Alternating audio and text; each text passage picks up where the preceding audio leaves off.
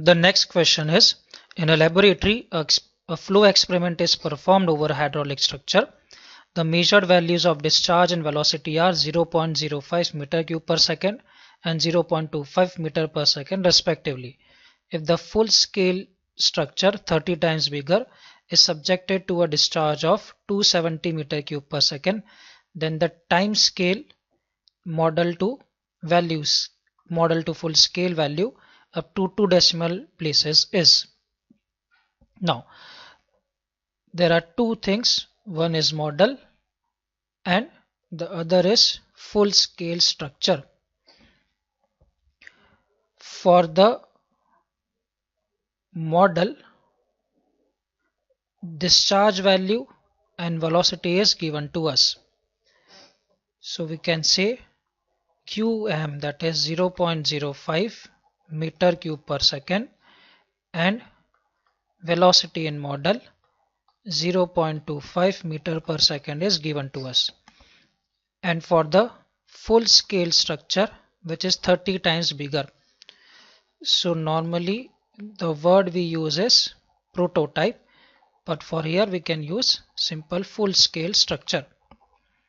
So for full scale structure, the discharge is given to us 270 meter cube per second. Now since the scale is 30 times, we can say length in the prototype divided by length in the model is 30:1, and we have to determine the time scale. It is the dimension scale. We have to determine the time scale, that is time required in prototype. It is model to scale, so time required in model by time required in prototype we have to determine. Similarly, we can here write length in model by length in prototype 1 by 30, just inverse. So to determine this, we will apply the governing law equation, and since it is a hydraulic structure, the governing law will be Froude's law, which implies that Froude number of model will be equal to Froude number of prototype. And Froude number is given by V by Gy. This will be equal to V by Gy. It is model and here it is prototype. Now since G is constant and Y is the depth and the dimension of depth is length, so we can write Vm by root Lm equal to Vp by root Lp, and from here we can say Vm by Vp is equal to under root of Lm by Lp, which implies Vm by Vp, that is velocity ratio, is equal to under root of Lm by Lp, that is length ratio. So velocity ratio is equal to length ratio. Further, we know that velocity is speed, that is distance travel per unit time. So we can write length per unit time is equal to under root of root Lr. Further, we can conclude that Tr, taking on the right hand side, Tr will be equal to Lr by root Lr, which implies Tr equal to under root of root Lr. And we have to determine nothing but the time scale. So Tr is the time scale. So Tr is equal to under root of Lr, which is dimension scale. And we have already determined that dimension scale is Lm by Lp equal to 1 by 30. So it is under root of 1 by 30. So this comes out to be 0.1826. So up to 2 decimal places, our answer will be 0.18. The next question is, the following details refer to a closed traverse. So for closed traverse, there are 4 lines, and for each line the latitudes and departure are given to us, and we have to determine the length and direction of closure. So we know that the summation of latitude and summation of departure should be 0 if there is no error, and if there is error, some finite value will come.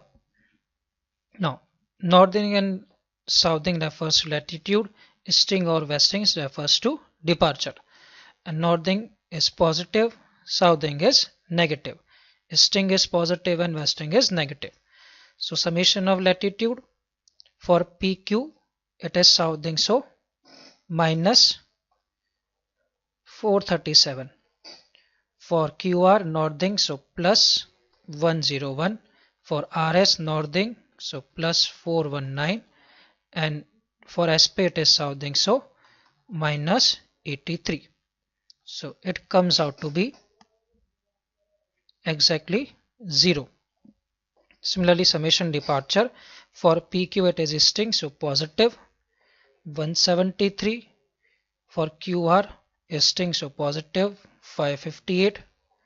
For RS westing, so negative minus 96, and SP again westing, so minus 634, and it comes out to be minus 96 minus 634, that is 1. So summation latitude is 0, summation departure is 1, and we know that our reference line corresponds to positive latitude. So for the closure, departure is 1, this value, and latitude is 0. So this is our closure line, and we know that the whole circle bearing is measured with respect to positive latitude.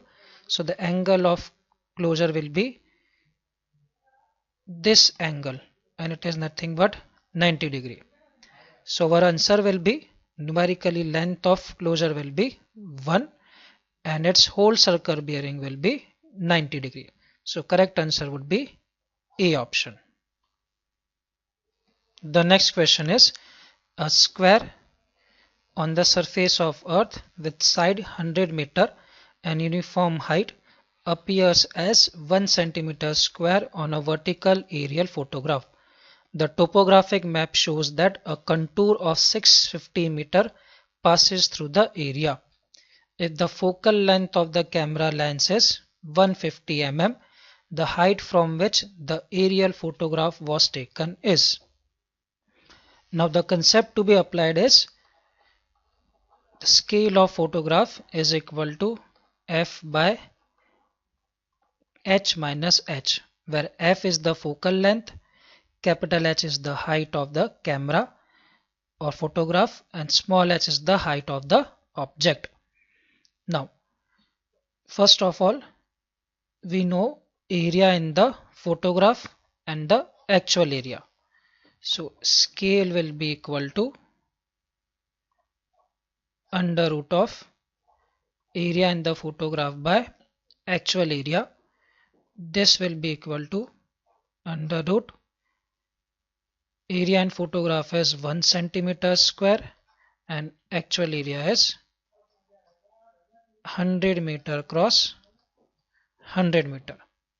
So this is equal to under root 1 centimeter square 100 cross 100, that is 10 to the power 4 meter square. Further, 1 meter square is equal to 10 to power 4 centimeter square. So it is 20 to power 4 centimeter square, and it comes out to be centimeter square cancel out, and it comes out to be 1 by 10 to the power 4. Now focal length is given to us, it is 150 mm. So focal length is 150 mm, that is 0.15 meter. Further, the height of object small h, and since it is given the area is of uniform height and the contour passes is 650 meter. So whole area has height of 650 meter, and capital H we have to find out. So putting the values, scale is 1 by 10 to the power 4 equal to small f is 0.15, height of the photograph capital H minus height of object 650 meters. So solving this, H minus 650 equal to 0.15 into 10 to the power 4, that is 1500. So from here we are getting H equal to 1500 plus 650, that is 2150 meter. So the answer will be C option.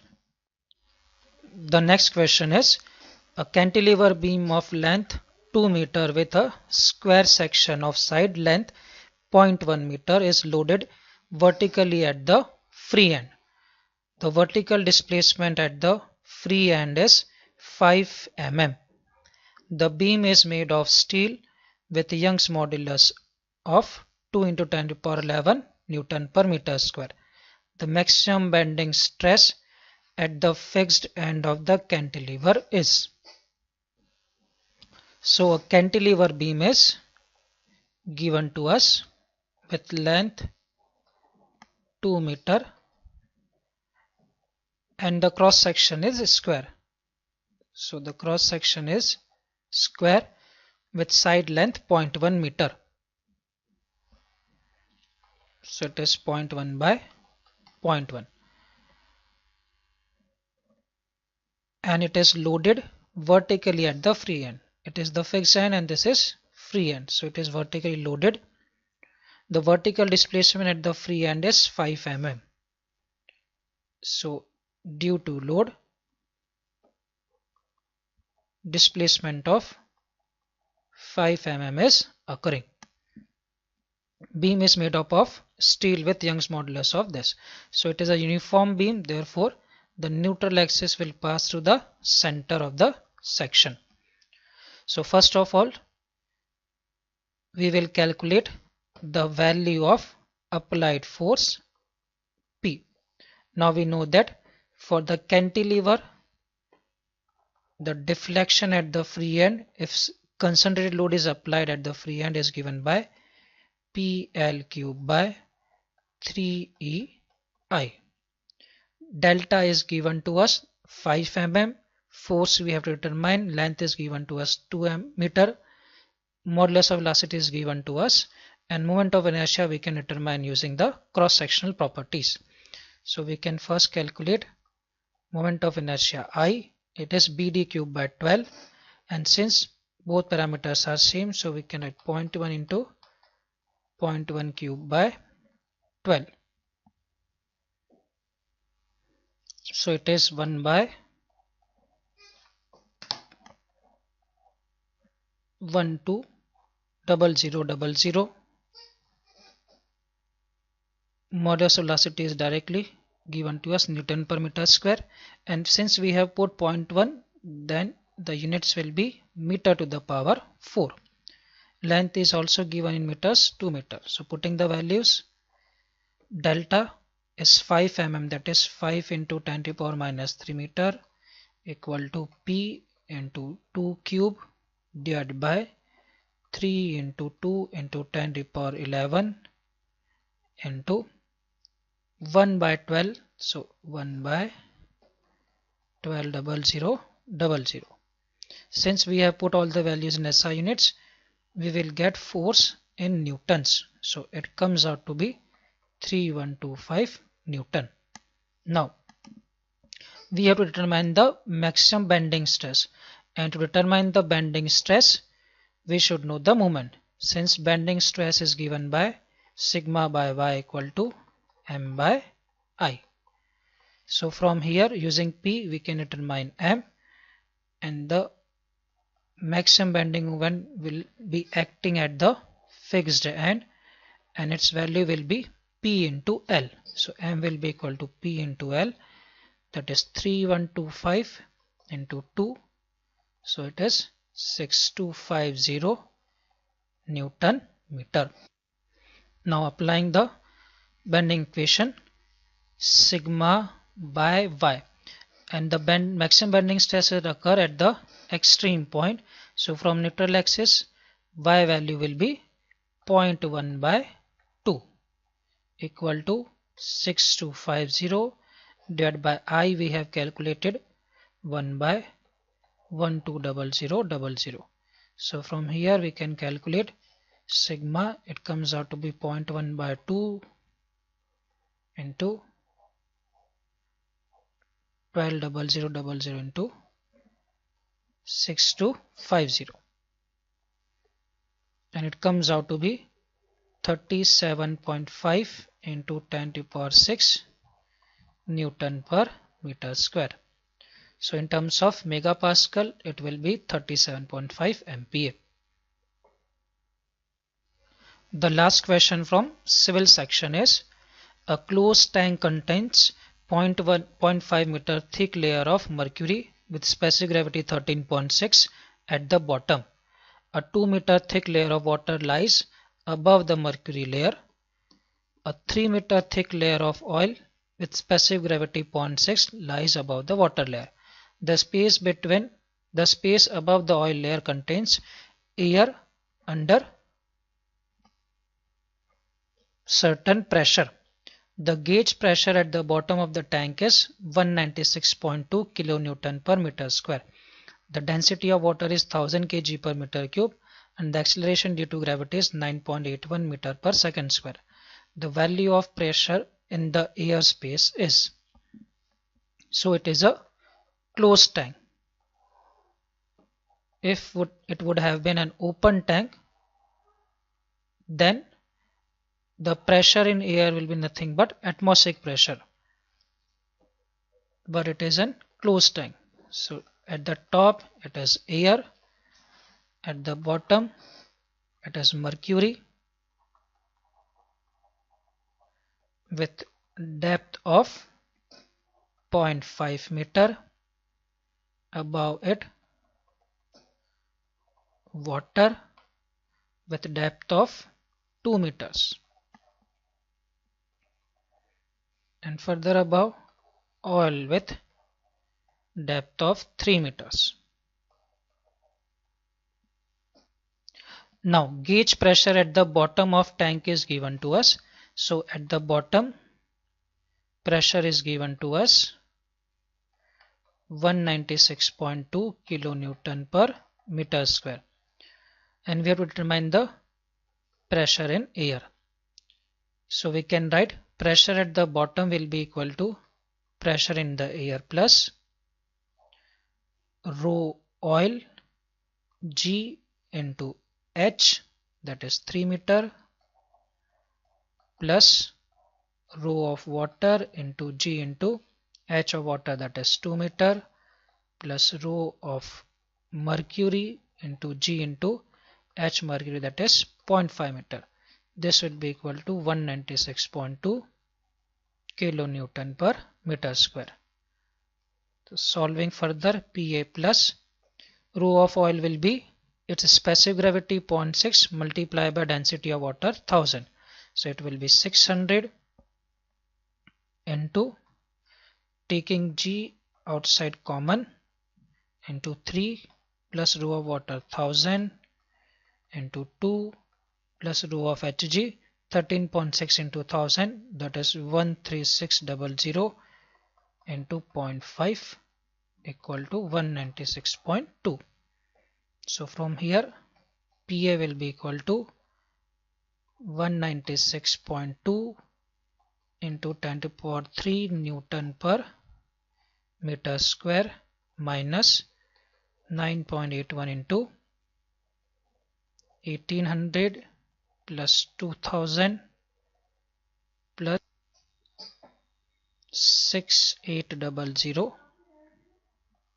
So from here Pa comes out to be